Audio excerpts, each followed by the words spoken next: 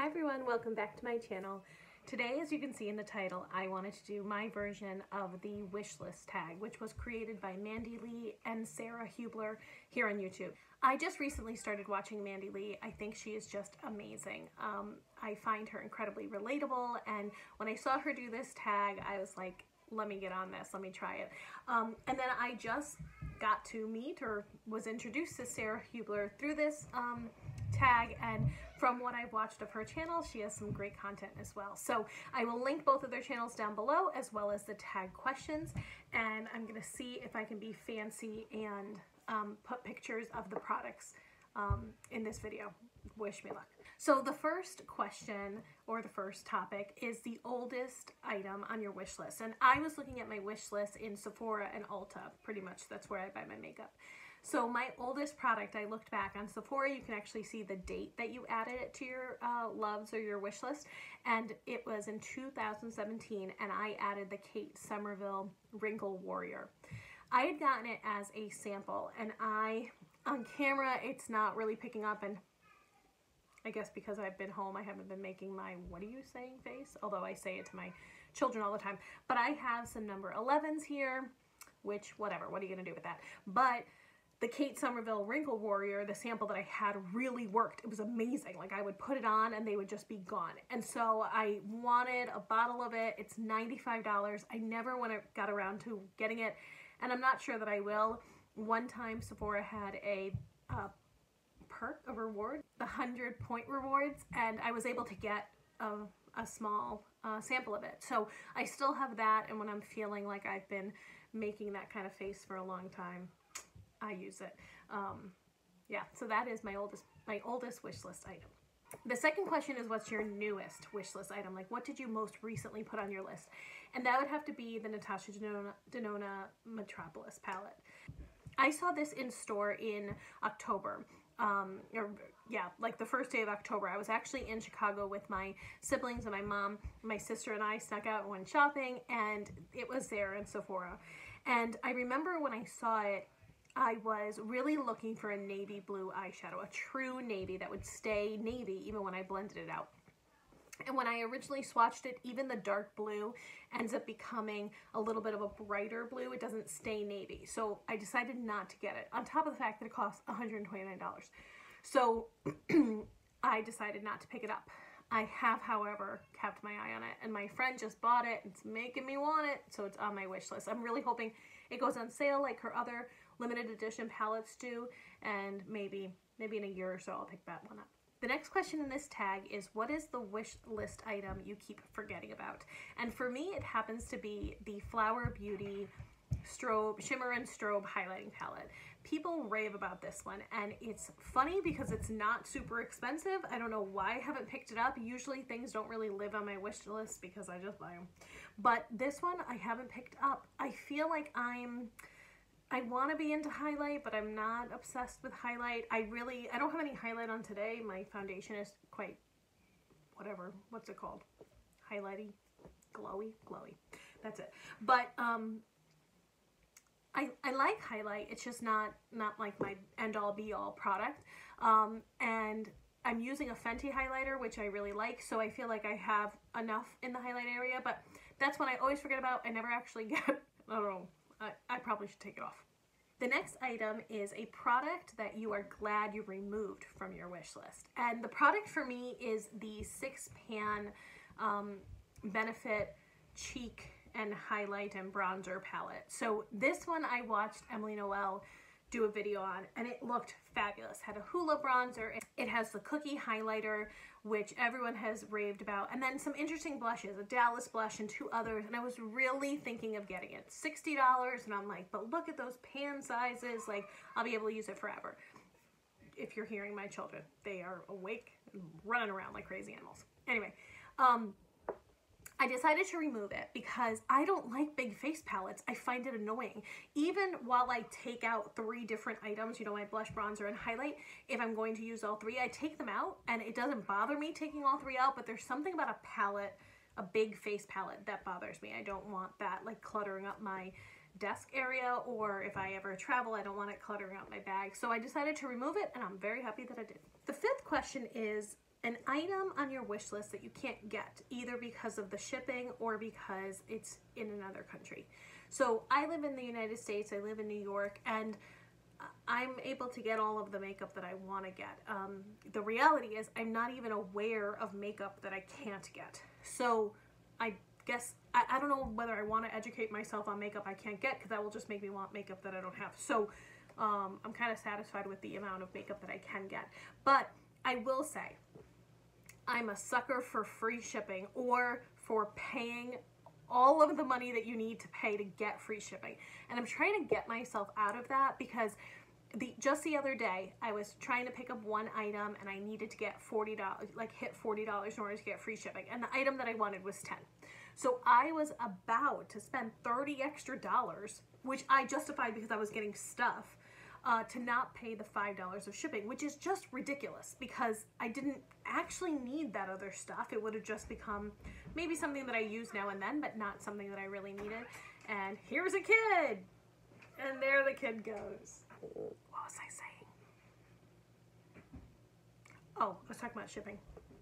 So I was about to spend $30 to get stuff so I wouldn't have to pay shipping, and I finally came to Jesus, had a moment, and said, MandyLea, just pay the $5 of shipping and call it a day.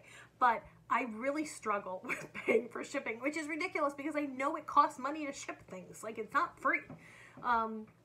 So that's probably how I would answer this tag question, that pretty much items that that I'll have to pay for shipping separately drive me crazy. It is one of the reasons that I like to shop at Sephora and Ulta, because I'm usually picking up other items, and it's also one of the reasons that I don't always buy from indie brands, even though I want to. I specifically remember when Tati Beauty's eyeshadow palette came out, which I love. You couldn't get it with free shipping, obviously, and there weren't any other products to buy. I couldn't even justify another purchase, because that was it. That's the only thing she had in her line. And I'm super glad I did not let the shipping stop me. So, but I will say, overall, in general, shipping usually stops me. All right, the sixth question is a product that you'll just never buy. And so I have 3 different shades of the Charlotte Tilbury Flawless Filter highlighter slash primer on my wish list. I don't know what color I am, so that's the first reason that I probably won't buy it. But second, I keep putting it on my wish list because people talk about it, but every time I sit and I think about putting that on my skin prior to a foundation, I just can't bite the bullet and pay for it. I think that comes because if I'm going to use a primer, I either want it to make my makeup last longer, or I want it to fill in my pores. I'm not asking for a glowy skin complexion, because my foundations either handle that, or I add highlighter, or I don't want to be shiny. So, but everyone loves it. So it's still on my wish list. If somebody gave it to me, I'd be really excited, but I don't think that I need it, and I probably won't get it. I was planning to go to Sephora and get a small sample of it, but I don't know if they're giving out samples, so I might have lost my chance. All right, the 7th question is, what am I probably going to buy next? And if I'm totally honest, I bought it today. So the thing that I was going to buy next, if I had filmed this a couple hours earlier, was the BH Cosmetics Barcelona palette. There is something about that palette and the colors between the blue with the kind of maroony red and the other colors in the palette that I just love, and I purchased it. It was 50% off, and I really have never bought any product from BH Cosmetics. I am a little bit of an eyeshadow snob, and I like to buy high-end eyeshadows, but I've heard wonderful things about them, and I watched some videos where someone was swatching that palette, and I just loved it. So that is the item that I purchased. So I guess I cheated on that one. What will I buy after that? I don't know. Let's hope nothing. Number 8, what's an item on my wish list because of YouTube? Well, pretty much every item on my list is because of YouTube. Like, if I didn't watch YouTube, I would only be using my Bare Minerals makeup, which, by the way, I totally love, and you should use it if you have any skin texture problems, breakouts. I love that stuff. But YouTube has influenced everything that I buy, to be totally honest. And I probably should stop watching it if I want to stop buying makeup. But seeing as how now I'm filming YouTube videos, I don't think that's going to happen. Anyway, the product that is most recently on my list because of YouTube is the Kosas bronzer. So I didn't even know Kosas was a brand. And then all of a sudden, everyone put it on their spring 2020 Sephora VIB sale wish list, and several people got it. And people talked about it with such love and adoration that I'm like, I need to get this bronzer. Now, thankfully, it was sold out when I placed my Sephora order. And I say thankfully because I don't need a bronzer. I don't even know how I totally feel about bronzer, although I am really starting to really enjoy the Fenty bronzer and also my Laura Geller Bronze and Brighten. So besides those two, and it takes a lot for me to like a bronzer because I just think they're fine. I mean, I do the step because I like putting on makeup, but I don't really see a significant difference on my skin. So I'm glad I did not pay the $34 and get it, because it would just, I would use it and then it would sit in my drawer. So I don't think I'm going to end up getting that. And then number 9 is the most affordable product. I don't know why I haven't picked this up. It is The Ordinary's Hyaluronic Acid Serum. It is $6.80. It's certainly very affordable, and I certainly can purchase it. I really like hyaluronic acid on my skin. I feel like my skin really plumps up and really just loves it, to be honest. And I haven't had one in my rotation for a little bit. The last one I used was the Peter Thomas Roth Water Drench. I think that was the series, and I love that one. But then I saw this one from The Ordinary, and I'm like, this is an amazing deal. So I still haven't picked it up. I need to. Let's see if I do. And then the very last thing is the most expensive product on my shopping list, and you guessed it, it's back to the second thing. There's my daughter saying her words. No words, just screaming. But anyway, the most expensive product is the Natasha Denona Metropolis palette. So again, that's $129. The Metropolis palette eyeshadow pans are smaller than the original size, but they are the same price because they give you much more than the small version. So you're getting many more eyeshadows, but just in a smaller pan size. And for someone like me, that's a great situation because I would rather have more colors. I have hit pan on like 2 eyeshadows in my life. So I like to use a different eyeshadow every day or a different palette every week.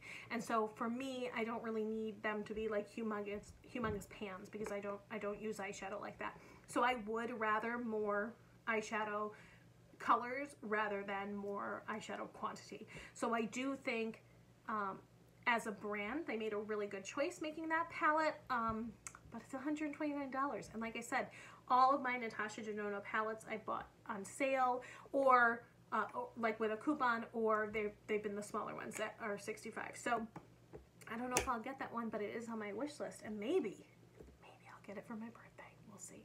But anyway, so those are my thoughts on the wish list tag. I think this is great. It makes you evaluate your wish list, and it was fun to go back into my wish list of things that I wanted all the way back, like I said, to 2017. The amount of times that Charlotte Tilbury Flawless Filter is on there is amazing. Like I clearly want it in every color. I just haven't done it. So anyway, again, I will link the channels down below of MandyLea and Sarah Hubler, who came up with this tag, and I would love to see other people do this tag as well, and also to follow the 2 of them.